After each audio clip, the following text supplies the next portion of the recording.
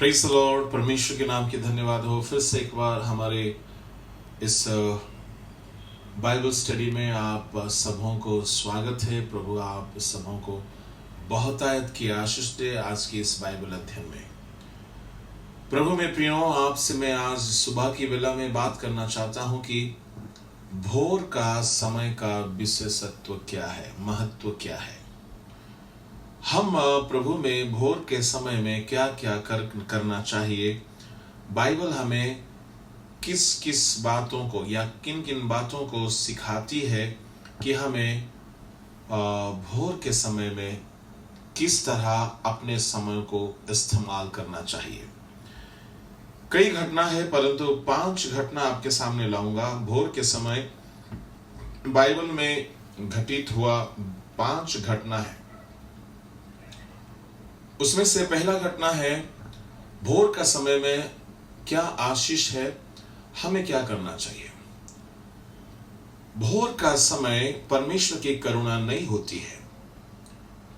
बिलाप गीत उसका 3 अध्याय का 22 और 23वां पद में परमेश्वर का वचन हमें यूं कहता है कि हम मिट नहीं गए, ये परमेश्वर की महाकरुणा का फल है और उसकी करुणा प्रति भोर नई होती रहती है। Early in the morning God reneweth his mercy for his people। वो हमारे लिए अपनी करुणा को नया करता है। इसका मतलब है सुबह के वेला में आप परमेश्वर के सम्मुख में जाओ और नई करुणा को पाओ।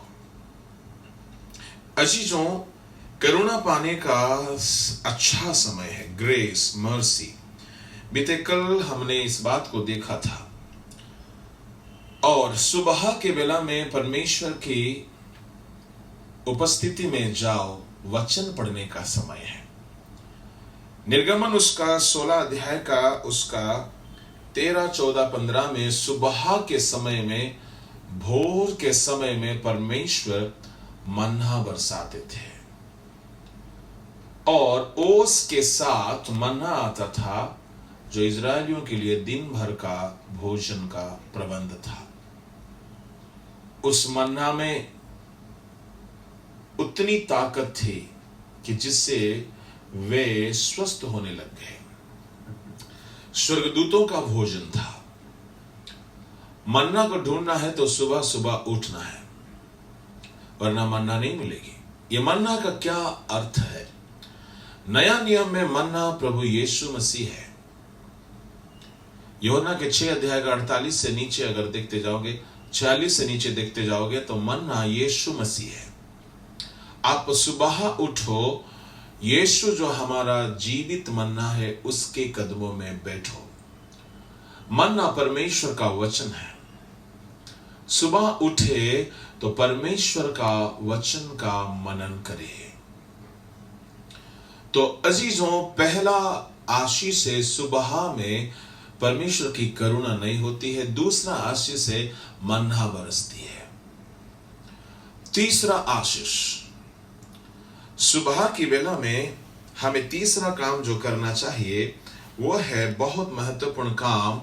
वो सबसे पहले करना चाहिए। मैंने उसको तीसरे स्थान पे कहा, परंतु वह सबसे पहले करने वाला काम है। वह काम है शुद्धिकरण। निर्गमन की किताब उसका 30 अध्याय की 7वीं आयत में लिखा है, और उसी वेदी पर हारून सुगंधित धूप जलाया करे। प्रतिदिन भोर को जब वह दीपक को ठीक करे तब वह धूप जलाए। भोर को याजक दीपक को ठीक करता है। यहां हिंदी में शब्द लिखा है ठीक करता है। यहोवा का आदेश था दीपक को ठीक करना, भोर को ठीक करना। इसका मतलब ठीक नहीं रहता है, क्योंकि दिन और रात जलता है, दीपक कभी भी बंद नहीं होता। यहोवा का मिलाव वाला तंबू का पवित्र स्थान में 7 दीपक का एक दीपक था।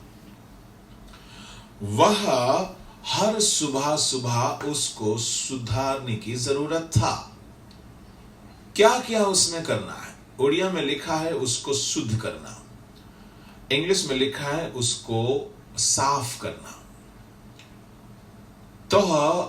तो हारून महायाजक सुबह सुबह उठते थे, कोई काम करने से पहले ये काम करते थे, दीपट को साफ करते थे। तो दीपट में इसका मतलब 24 घंटा जलने के कारण कुछ मैले, कुछ कार्बन, कुछ धुआं का मैला जम जाता था। उसमें जो बचा हुआ तेल होता था वो भी मैल हो जाता था, मैला हो जाता था। तो क्या करते थे महायाजक? सुबह उठ करके पहले उस दिया को साफ करते थे, दीपट को साफ करते थे। उसमें जमा हुआ कार्बन को काट डाल के फेंकते थे, जरूरत पड़ेगा तो दूसरा उसमें डालते थे और तेल डालते थे। पूरा साफ करके तेल डाला जाता था। प्रभु के लोगों, हम प्रभु के जलता हुआ दीपट है, हम दीपक हैं। तो हमें हर सुबह अपने अपने जिंदगी रूपी दिया को साफ करना चाहिए। हमें साफ करने का बेहतरीन समय है सुबह उठो, प्रार्थना में बैठो, खुद की जिंदगी को जांचो, परखो, कौन कौन सी कमियां हमें चिपकी हुई है मैला की तरह, उसको हम शुद्ध करने में समय बिताए। We must spend time purifying ourselves early in the morning. हर सुबह हम उठे और खुद को शुद्ध करने में घंटों समय बिताए। जैसे नहाते हैं उसी तरह, नहाने में जिस तरह से हम खुद को साफ करते, समय थोड़ी लगती है, तो खुद को शुद्ध करने में भी उसी तरह समय लगना चाहिए। हे प्रभु तो मुझे शुद्ध कर बोलने से शुद्ध नहीं होता। हमें बारीकी से, सूक्ष्म रीति से खुद को शुद्ध करना चाहिए। शुद्ध होने के लिए हमें बाइबल में 3 महत्वपूर्ण साबुन दिया गया है। यूहन्ना 17:17 में परमेश्वर का वचन जो साबुन से बढ़कर है, जो हमारी जिंदगी को शुद्ध करता है। यूहन्ना 15:2-3 में परमेश्वर का वचन हमें शुद्ध करता है। यूहन्ना 1:7 और 9 में यीशु का लहू हमें शुद्ध करता है। रोमी 15:16 में पवित्र आत्मा हमें शुद्ध करते। पहला पत्रस 1:1-2 में पवित्र आत्मा हमें शुद्ध करते। तो पवित्र आत्मा के द्वारा, वचनों के द्वारा, यीशु के लहू के द्वारा हमें शुद्ध होना है। और वह काम हारून महायाजक सुबह सुबह करते थे। हम भी परमेश्वर की उपस्थिति में सुबह जब उठते हैं, खुद को परखने का, जांचने का, शुद्ध करने का काम करे, उसी में समय बिताए। That is the best time to cleansify our life, our body, soul and spirit. एक बार शुद्ध हो जाता था दीपक, तो दिन भर अच्छा जलता था। अगर मैला रहता था तो फिर अच्छा से नहीं चलता है। तो प्रभु के लोगों, आप भी घर में डिबरी वगैरह जलाए होंगे कभी ना कभी। तो उसका जो उसके जो धागा होता है, उसको क्या बोलते हैं हिंदी में मुझे नहीं पता, उसको काटना पड़ता है। वो काटेंगे नहीं तो अच्छा से नहीं जलेगा। तो उसी तरह हमारी जिंदगी में कुछ खराब चीजों को हमें काट के फेंकना होगा, तो अच्छा से हम जलेंगे। इसलिए जो डालियां फलती है उसे वो छांटता है ताकि और अच्छा फले। तो सुबह के समय में हमारी जिंदगी में चिपकी हुई कमियों को हमें काट के अलग करने का जरूरत है। कौन सी कैंची से काटेंगे? वचन रूपी कैंची। वचन से ही हमें खुद को छांटने का जरूरत है। वचन हमें छांटने का काम करता है। यूहन्ना 15:1, 2, 3, 4 में परमेश्वर ने कहा, जो वचन में तुमसे कहा तुम उससे शुद्ध हो गए हो। यानी जो शुद्ध हम हो रहे हैं वचनों से। इसका मतलब जो डालियां फलती है उसे वो छांटता है, वचन हमें छांटता है। तो भोर का काम हमारी जिंदगी को हम छांटे, शुद्ध करें, पवित्र करें।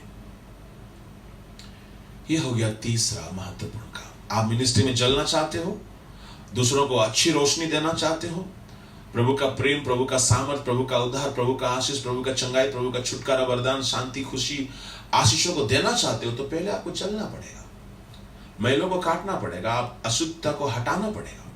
तब आप अच्छी तरह से दूसरों को प्रभु की उजियाला से रोशन कर सकते हो। ये भोर का काम है। चौथा, बाइबल का महत्वपूर्ण काम है अपने फैमिली की सुरक्षा के लिए प्रार्थना करना। आयुब 1:5 में आयुब ने अपने बच्चों की हिफाजत के लिए सुबह सुबह उठकर यहोवा के सामने बलिदान चढ़ाया करता था और उसके बच्चे सुरक्षित होते थे। कई माता पिता और बच्चे सब 9-10 बजे तक सोते रहते, कहां से होगा। आयुब भोर को उठा करता था। क्यों भोर को किया, बाद में क्यों नहीं किया? भोर का समय एक महत्वपूर्ण समय है कि हम परमेश्वर के सामने अपने परिवार की शुद्धिकरण के लिए, बचाव के लिए हम होम बलि चढ़ाए, प्रार्थना रूपी बलि चढ़ाए, धन्यवाद रूपी बलि चढ़ाए। यह था भोर के समय अपना फैमिली की सुरक्षा के लिए करने वाला महत्वपूर्ण काम। यह था पहला था, हमने देखा उसकी करुणा नहीं होती है। दूसरा, मन्ना बटोरा जाता है। तीसरा, शुद्ध करने का समय है। चौथा है अपने परिवार की